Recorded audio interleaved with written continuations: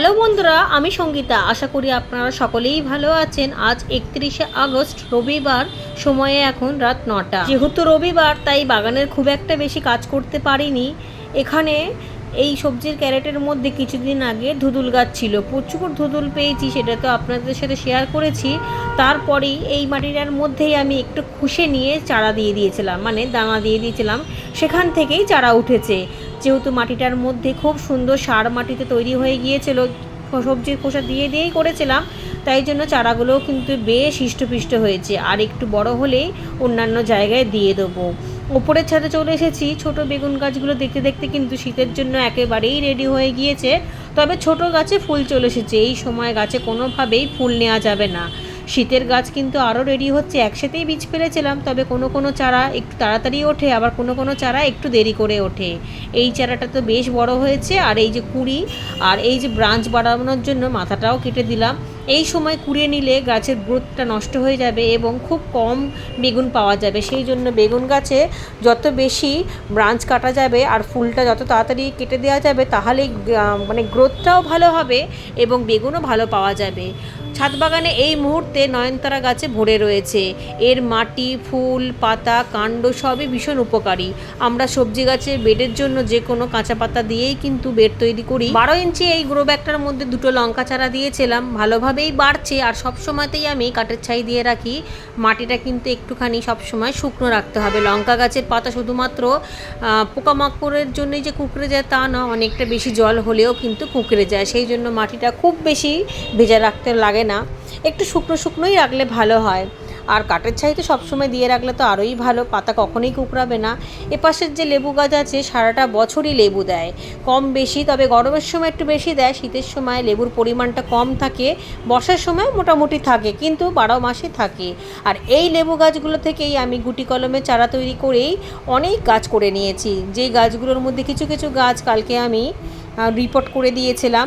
ছোট ছোট টবের মধ্যে অল্প অল্প মাটি দিয়েই রিপোর্ট করেছিলাম, সেটা তো আমি কালকের ব্লগে আপনাদেরকে দেখিয়েছি। এই দেখুন এই গাছগুলোকে। এক বন্ধু গতকাল আমাকে কমেন্ট করেছিলেন যে বীজ থেকে লেবু গাছ তৈরি করেছে, 3 বছর বয়স হয়েছে, এখনও পর্যন্ত ফুল আসেনি। আমি বহুবার ভিডিওতে বলে দিয়েছিলাম যে বীজ থেকে তৈরি করা ফল গাছে ফল ধরতে অনেক সময় লেগে যায়, এক একটা সময় তো 5 থেকে 10 বছরও লেগে যায়। সেক্ষেত্রে আপনাকে ধৈর্য ধরতে হবে। যতই খাবার দেন আর যতই যা করেন একটু তো দেরি হবেই। সেই জন্যই গুটি কলমের চারা বা এমনি ডাল কাটিং থেকে চারা তৈরি করে গাছ করলে খুব তাড়াতাড়ি ফল চলে আসে। আসলে ছাদ বাগানে আমরা যারা গাছ করি খুব সীমিত গাছ করতে পারি, অফুরন্ত গাছ আমাদের থাকে না। সেই গাছগুলোর মধ্যে যদি সঠিক সময় ফুল, ফল বা কোনো কিছু সবজি না পাই, তখন আমরা হতাশ হয়ে পড়ি। কিন্তু যারা বিঘাতে বা জমিতে অনেক অনেক লেবু গাছ চাষ করেন, তাদের ক্ষেত্রে সময়টা অনেক তাড়াতাড়ি কেটে যায়। সেক্ষেত্রে বীজের গাছ তাদের জন্য একেবারেই ঠিক। আর এদিকের বরবটি গাছ আর যে শসা গাছ, ঝিঙে গাছ যেগুলো রয়েছে, সেগুলোতে কালকেই আমি দেখিয়েছিলাম ব্লগের মধ্যে যে বেড়া বেঁধে দিয়েছি। লতানো গাছ বাড়ার সাথে সাথেই আপনাকে একটু ব্যবস্থা করে দিতে হবে যাতে লতিয়ে উঠতে পারে, হয় মাচা করে, নতবা আমার মতো খুব সাধারণভাবে লাঠি দিয়ে বেঁধে এইভাবে বেড়া তৈরি করে দেওয়ার। তাহলেই তো ভালোভাবে লতাতে পারবে, কারণ ব্রাঞ্চ বাড়াতে হবে মাথা কেটে কেটে। যখন থেকেই গাছগুলো 2 হাতের ওপরে বাড়বে তখন থেকেই কিন্তু মাথা কাটা শুরু করতে হবে, এবং তখন থেকেই মানে 2 হাত ওপরে উঠলেই গাছটা বাড়লেই 15 দিন পর পর আপনাকে খাবার দিতে হবে। যদি সঠিক সময়ে আপনি খাবার দিতে না পারেন, তাহলে কিন্তু গাছের হেলথও ভালো থাকবে না এবং খুব ভালো সবজি কিন্তু এখান থেকে পাবেন না। সেই জন্য খাবারের দিকটা লক্ষ্য রাখতে হবে। আর অল্প, ধরুন 15 দিন বা 1 মাস পর পর একটু জৈব কীটনাশকও দিতে হবে, তাহলে পোকামাকড়, মিলিবাগ খুব একটা লাগবে না। শুধুমাত্র যে মিলিবাগ লাগে তা নয়, অনেক রকমের পোকাও কিন্তু হয়, সেগুলো যাতে না হয় জৈব কীটনাশক দিয়ে দেওয়াটাই ভালো। চলুন একটু ছাদ বাগানটা আপনাদেরকে ঘুরিয়ে দেখাই যে কোথায় কি হচ্ছে না হচ্ছে এক ঝলকে। যেহেতু কাজ অনেকটাই শেষ হয়ে গিয়েছে, এদিকে ফুল গাছগুলোতে ফুল ভরা রয়েছে। আর বৃষ্টির জন্য তো বোগেনভেলিয়া গাছের ফুল বারবার ধরে হয় আর বারবার নষ্ট হয়ে যায়। নাকচম্পা গাছে আবারও নতুন করে অনেক কুড়ি এসছে। এটা কিন্তু এখন কন্টিনিউ ফুটতে থাকবে শীত পর্যন্ত।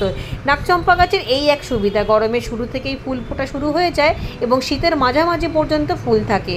খুব শীত হলে যে ওই 2 মাস থাকে না, না, বাদবাকি টাইমে কিন্তু গাছের মধ্যে একেবারে আলো হয়ে থাকে। আজকে অনেক দিন পর খুব ভালো রোদও উঠেছিল সকাল থেকে, অন্যান্য দিনও রোদ উঠছিল, তবে সকাল থেকে একটুখানি ঝিমঝিমিয়ে বৃষ্টিও হচ্ছিল। আজকে কিন্তু সেটা হয়নি, আজকে সকাল থেকে কড়া রোদ। আর এই রবিবার দিনকে তো রোদ উঠলে অনেক কাজ হয়ে যায়।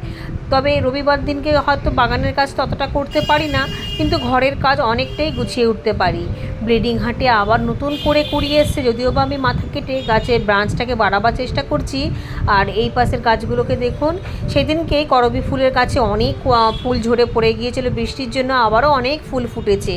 বোগেনভেলিয়া গাছ পুরো ন্যাড়া হয়ে গিয়েছে বৃষ্টির জন্য, আবারও নতুন করে ফুল চলে আসবে, একটুখানি পরিচর্যা করতে হবে।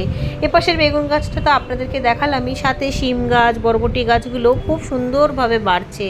লঙ্কা গাছ কিন্তু আরও তৈরি হচ্ছে, একসাথে তো সব কটা চারা বেরায় না, আগে পিছু করে বেরায়, সেই জন্য ছোটো চারাগুলোকেও সাবধানে রাখতে হচ্ছে। চন্দ্রমল্লিকার এই গাছগুলোকে সবার আগে আমি ডাল কাটিং করে বসিয়েছিলাম, তাই এইগুলো অনেক বেড়েছে, আর নিচেরগুলো একটু একটু ছোট রয়েছে, সেগুলো খুব দ্রুত বেড়ে যাবে। আর সামনেই তো শীত। এদিকে যে মালটা লেবু গাছটা রয়েছে সেটা থেকে তো অনেক লেবু পাড়া হয়েছে, আর কয়েকটা মাত্র রয়েছে। এদিকে লেবু গাছগুলো থেকেও খুব ভালো লেবু পাচ্ছি, তবে অনেক কিন্তু ফুল ঝরে গিয়েছে, অনেক গুটিও বেঁধেছে। আর এইদিকের গাছগুলোতে তো 12 মাস লেবু হয়েই থাকে, তবে বর্ষার কারণে একটু ফলনটা কমে গিয়েছিল। শীতের শেষের দিকে আবারও ফুল আসবে, গরমে ভরে ভরে লেবু পেয়ে যাব। এদিকের কলমি শাকও তোলা হয়েছিল, তবে কচু শাকগুলোকে এবার তুলতে হবে, অনেকটাই বেশ বড় হয়েছে। আর এদিকে যে ঝিঙের চারাগুলো রয়েছে, যেগুলো এগুলো বড় হচ্ছে, সেগুলোরও মাথা কেটে দিলাম, যাতে এগুলো থেকেও ব্রাঞ্চ বাড়ে, খুব তাড়াতাড়ি এগুলো বেড়েও যাবে। বর্ষার জল যেহেতু পড়েছিল, গাছটা ধরে গিয়েছিল। আর এপাশে বেগুন গাছের তো আমি কুড়িটা কেটেই দিলাম। আর এদিকে দেখুন বরবটি গাছের চেহারাগুলো কি সুন্দর হয়েছে, সবকটা গাছই ভালো হয়েছে। শিম গাছটা ঝোপালো হয়ে রেলিংয়ের মধ্যে একা একাই উঠতে শুরু হয়ে গিয়েছে, আমি আর বাঁধার টাইমই পাইনি। আর এদিকে কাঠচাপা গাছটা বর্ষাতে একেবারেই পুরো শূন্য হয়ে গিয়েছে ফুলে, এখন আর ফুল আসবে না, ফুল আসতে দেরি আছে। মাধবীলতার তো কোনো ব্যাপারই নেই, মাধবীলতা তো ফুল এখনও পর্যন্ত থাকবে। আর এই দেখুন টেকোমা গাছটার কথা যেটা বলছিলাম, যেটা আমি দুদিন আগে রিপোর্ট করেছিলাম, গাছে একেবারে থোকায় থোকায় ফুল হয়ে রয়েছে। আর এই পাশে লেবু গাছগুলোকে কিছুদিন আগেই আমি সব লেবু পেরে নিয়েছিলাম, পুরনো লেবু না পারলে নতুন করে ফুল আসতে চায় না। বোগেনভেলিয়াতে আবারও দেখুন কিছু কিছু গাছে নতুন করে কুড়ি আসতে চলে এসেছে। জবা গাছগুলোতে এতদিন বৃষ্টির জন্য তেমন কোনো খাবার দিতেই পারিনি, তবে এখন যেহেতু বৃষ্টি কমে আসছে, এবার কিন্তু খাবার দিতে হবে, কারণ দেখতে পাচ্ছি গাছের মধ্যে কোনো কোনো ফুল কিন্তু খুবই ছোট হচ্ছে। আজ ভোরে অ্যালামন্ডা হয়েছে, আর অ্যালামন্ডাগুলো হলুদ রঙের, দেখতে এত সুন্দর লাগে। আমার ছাদ বাগানে 2 রকমের অ্যালামন্ডা আছে, সব থেকে বেশি পছন্দ আমার এই হলুদ রঙের অ্যালামন্ডা। এই পাশে জবা গাছগুলোতেও কুড়ি নেই, খাবার দিতে হবে, খাবার দিলেই কুড়ি চলে আসবে। আর এ পাশে ভেরিকেটেড যে বোগেনভেলিয়া রয়েছে তাতেও কিন্তু কিছু কিছু ফুল রয়ে গেছে, এগুলোও বৃষ্টির জন্য প্রচুর ঝরে গিয়েছে। যাই হোক, এদিকে লাল পুঁইটাকে আমড়া গাছের মধ্যে লতিয়ে দিয়েছি, ডগাও কেটে দিয়েছি, যাতে অন্যান্য ব্রাঞ্চও বেরায় এবং গাছটা ঝোপালো হয়। আর এই পাশের আকাশচুম্বী গাছটা কিন্তু খুব সুন্দর বড় হচ্ছে, এটাকে রেলিংয়ের এক সাইডে দিয়ে দিয়েছি। ঠিক আছে বন্ধুরা, আজকের ভিডিওটা আমি এখানেই রাখলাম।